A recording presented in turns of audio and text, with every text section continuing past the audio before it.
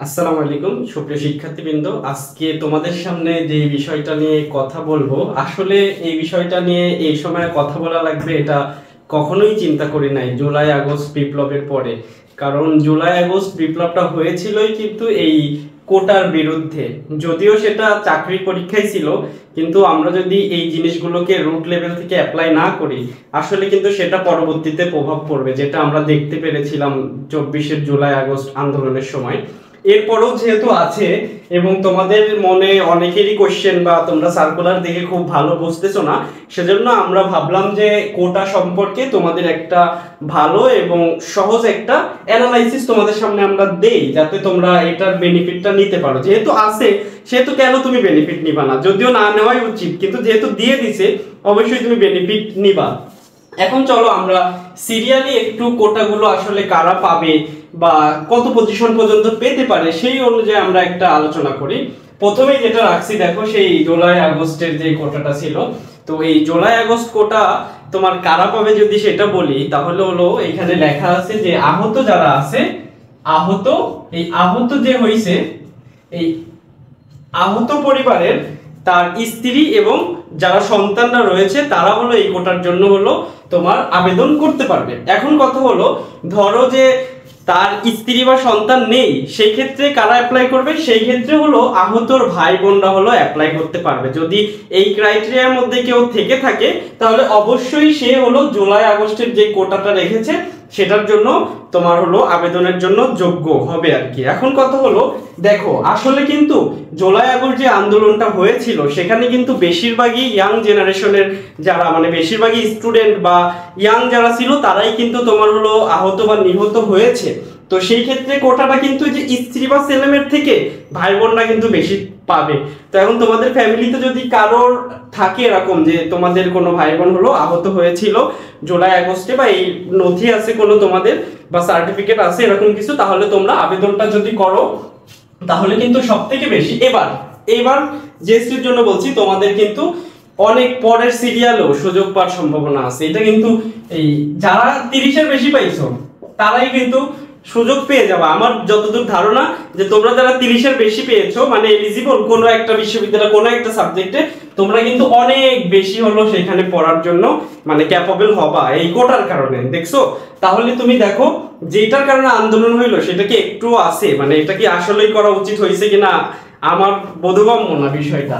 এরপরে যদি মুক্তিযোদ্ধা, খুবই ভাইটাল একটা কনফিউশনের জায়গা। আমি এখন পর্যন্ত তোমার একবারে 100% শিওর হয়ে তোমাদের আমি বলতেছি না, তবে 95% যেটা এই মুক্তিযোদ্ধা কোটা তোমার মেডিকেল সার্কুলারে কিন্তু লেখাই ছিল যে সন্তানরা পাবে। আসলে এখন কি মুক্তিযোদ্ধার কোনো সন্তান মানে পরীক্ষা দেওয়ার মতো আছে? কেউই নেই ধরতে গেলে। তার মানে বেশিরভাগ নাতি নাতনি এরকম যারা আছে তারাই তো হলো তোমার মুক্তিযোদ্ধা কোটাটা অ্যাপ্লাই করবে।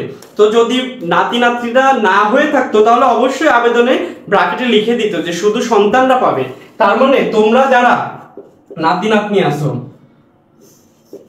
ঠিক আছে, নাতি নাতনি তোমাদের যদি মুক্তিযোদ্ধা কোটা থেকে থাকে তোমরা কিন্তু আবেদন করতে পারো। আমার যতদূর ধারণা এবং আমি এতক্ষণ ধরে যতটা তথ্য অ্যানালাইসিস করার চেষ্টা করেছি, আমার মনে হচ্ছে যে তোমাদের যাদেরই মুক্তিযোদ্ধা কোটা আছে, তোমার দাদা নানা বা যার আছে না কেন, মানে যেটার জন্য তুমি ক্যাপাবল, তো তুমি যদি সেটা করো তাহলে তোমার কিন্তু চলে আসবে। এখন এই মুক্তিযোদ্ধা কোটা যে কত বেশি তোমাকে ফেভার করবে এটা তুমি কল্পনাও করতে পারছো না। আমাদের সময় আমরা তো দেখছি যে আমরা 50 পেয়ে যে সাবজেক্ট পাইছি, আর একজন 40 মানে বিলো 40 পেয়ে সে একই সাবজেক্ট পাইছে। তাহলে তুমি বুঝছো কত বেশি বৈষম্য হয়। তো সেই ক্ষেত্রে আসলে তুমি তোমার বেনিফিটটার কথা চিন্তা করে কিন্তু তুমি মুক্তিযোদ্ধা কোটাটা অ্যাপ্লাই করতে পারো।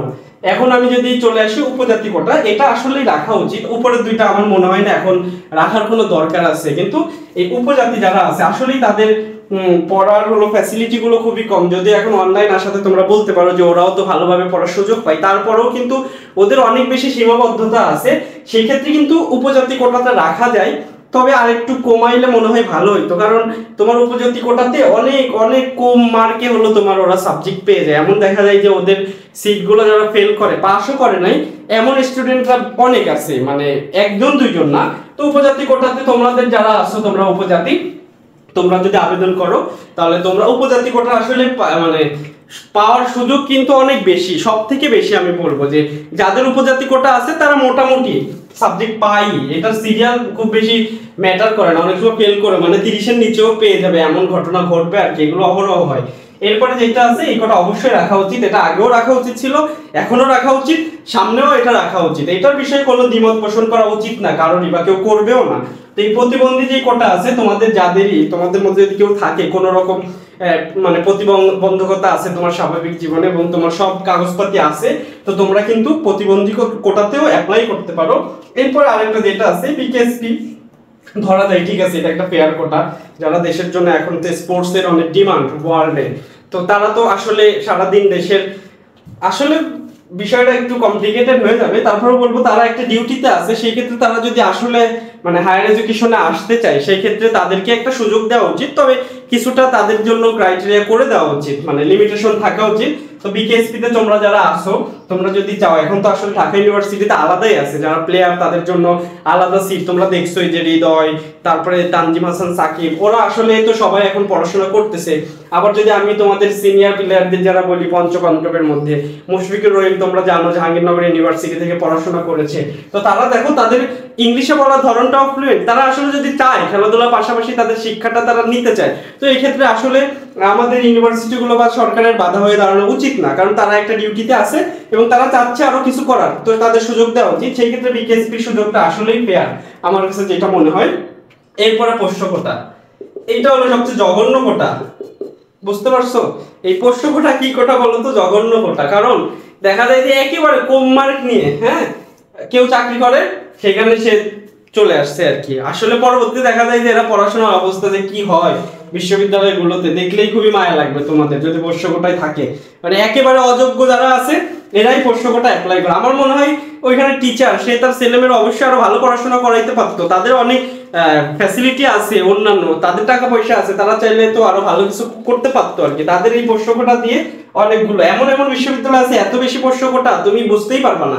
কারণ তোমার ইউনিভার্সিটিগুলোতে শেষ পর্যন্ত তোমরা হয়তো জানো না, তোমার প্রচুর পরিমাণে সিট ফাঁকা থাকে আর কি প্রতি বছর। যেমন আমি যদি আমার কথাই বলি, আমি যখন হলো তোমার ফার্স্ট টাইমে খুলনা বিশ্ববিদ্যালয়ে ভর্তি ছিলাম, তো আমি যেদিন ভর্তি ক্যান্সেল করলাম খুলনা বিশ্ববিদ্যালয় থেকে, তো আমি যখন হলো তোমার ভর্তি ক্যান্সেল করতে যাই প্রায় 6-7 মাসেরও বেশি সময় পরে, তো আমি যে দেখি তোমার আমার ডিপার্টমেন্টে তখন সিট ছিল 50টার মতো, বা 50টা বা 60টা, আমার শিওর মনে আসছে না। তো আমি হলো ভর্তি ক্যান্সেল করছি বা আমাকে দিয়ে সিট ফাঁকা হলো তখন 12টা সিট ফাঁকা, তখন অলরেডি কিন্তু তোমার 6 মাসের মতো ক্লাস হয়ে গেছে। তার মানে আমি যে ক্যান্সেল করে আসলাম বা আমার সামনে আরো 11টা হলো ছিল না, তারা কিন্তু আর কিন্তু কল করবে না, কারণ অলরেডি ভর্তি কিন্তু হয়ে গেছে। তার মানে এই সিটগুলো বা বিভিন্ন বিশ্ববিদ্যালয়ে এই যে দেখো, তারা আসলে এটা একটা লেন্দি প্রসেস, ভর্তি হওয়া অনেক কষ্টের বিষয়, তো তারা কিন্তু এই সিট ফাঁকা রেখেই শুরু করে দেয়। অনেক সময় এখানে দেখা যায় যে পোষ্য কোটাতে আমাদের এক ফ্রেন্ড ছিল, দেখছিলাম খুব একটা ভালো করেনি, পরে শুনলাম যে 6 মাস প্রায় 1 বছর পরে যে সে একটা পাবলিক বিশ্ববিদ্যালয়ে পড়ার সুযোগ পাইছে। আমরা তো অবাক হয়েছি, আমি বিশ্ববিদ্যালয়ের নাম বলতেছি না, আসলে ওই বিশ্ববিদ্যালয়গুলোতে এসব বেশি পোষ্য কোটা অ্যাপ্লাই করে, সেটা অবশ্যই মিলিটারির মধ্যে, তোমরা বুঝতেই পারছো। তো এই জিনিসগুলো কিন্তু আসলেই খুবই খারাপ। তবে তোমাদের যদি সুযোগ থাকে এবং তোমরা আসলেই যদি চাও তাহলে তোমরা অ্যাপ্লাই করতে পারো। তবে আমার মনে হয় তোমাদের কারোর যদি খুব মানে সেন্স অফ হিউমার ভালো হয়ে থাকে বা তোমরা চাও যে অন্যকে সুযোগ দিয়ে আমি এটা অ্যাপ্লাই করবো না, আমার এটা মান সম্মানের বিষয়, আমি কেন আমার বাপের ক্রেডিট নিতে যাবো, আমার কি কোনো যোগ্যতা নাই, তাহলে আমি বলবো তুমি পোষ্য কোটা বাদ দাও, তুমি প্রাইভেটে পড়ো, বিদেশ চলে যাও, তাও পোষ্য কোটাতে তুমি ভর্তি হবে না, এটা আসলেই খারাপ দেখা যাবে। এরপরে তোমাদের যাদের এই যে এই হরিজন ও দলিত কোটার জন্য তোমরা যারা ক্যাপাবল, তোমরা অবশ্যই জানো যাদের আছে, তো তোমরা চাইলে হলো আবেদন করে রাখতে পারো। আরেকটা বিশেষ দেখো, রাঙামাটি সবসময় এটা মেডিকেল বলো বিশ্ববিদ্যালয় বলো সব জায়গায় রাঙামাটির হলো রাঙামাটি রিলেটেড যেগুলো আছে সেইগুলোর ক্ষেত্রে তোমার নন ট্রাইবাল যারা পার্বত্য চট্টগ্রামে থাকো এবং সেখানে হলো স্থায়ী বাসিন্দা তোমরা, মানে ওইখানের ভোটার, ওইখানে তোমাদের জন্ম নিবন্ধন করা সব ওইখানেই আছে, মানে তোমাদের পার্বত্য চট্টগ্রামে তোমরা যারা স্থায়ী, মানে আমরা যাদের বলি লোকাল, তোমরা কিন্তু চাইলে রাঙামাটি বিশ্ববিদ্যালয়ে যদি আবেদন করো তাহলে তোমাদের জন্য আলাদা কিছু সিট বরাদ্দ আছে, তোমরা সেখানে পড়ার সুযোগ পাবে। তো এটা ছিল ওভারঅল তোমাদের যে কোটা সম্পর্কে যেই তোমাদের নোটিশে আসছে। তো আমি তোমাদের একেবারে ভেঙে ভেঙে বোঝানোর চেষ্টা করেছি, তার মধ্যে আমি শুধু একটা জায়গায় বললাম কি মুক্তিযোদ্ধা কোটাটা একটু কনফিউশন থেকে গেছে, আমি 100% তোমাদের ক্লিয়ার করি নাই, কারণ নোটিশ বা আরো যেভাবে আমি ইনফরমেশন নেওয়ার চেষ্টা করেছি সেখানেও এত ক্লিয়ারলি বলা নেই। তবে আমার মনে হয় তোমাদের যাদের আছে, কারণ সন্তান সন্ততি তো নেই, আসলে কেউই নেই ধরতে গেলে, একজনও নেই, কিন্তু নাতি নাতনি কিন্তু বেশি। তো তোমাদের যাদের মুক্তিযোদ্ধা কোটা আছে তোমরা সবাই কোটা দিয়ে আবেদন করো, না হলে তুমি জেনারেলি আর কি ভর্তি হচ্ছে, ওটা কোনো সমস্যা নেই, সুযোগ থাকে বিশ্ববিদ্যালয়ে। তুমি চাইলে মুক্তিযোদ্ধা হিসাবেও ভর্তি হতে পারবা, না হলে তুমি সাধারণ জেনারেলে তুমি তোমার যদি নাম্বার ভালো থাকে তুমি ভর্তি হয়ে যেতে পারবা, এটা নিয়ে খুব প্রেশার মানে নেওয়ার দরকার নেই। কিন্তু মুক্তিযোদ্ধার কোটা যদি থেকে যায় সেক্ষেত্রে কিন্তু তোমাকে ওই একই পজিশনে অনেক বেশি এগিয়ে রাখবে, তুমি দেখা যাবে 30-40 হাজার সিরিয়াল নিয়েও মোটামুটি মিড রেঞ্জ অনেক সময় ভালো সাবজেক্ট পেয়ে যেতে পারো। তো আজকে এই পর্যন্ত, আবারও দেখা হবে নতুন কোনো ভিডিওতে। সবাই সুস্থ থাকো, ভালো থাকো, আসসালামু আলাইকুম ওয়া রাহমাতুল্লাহ।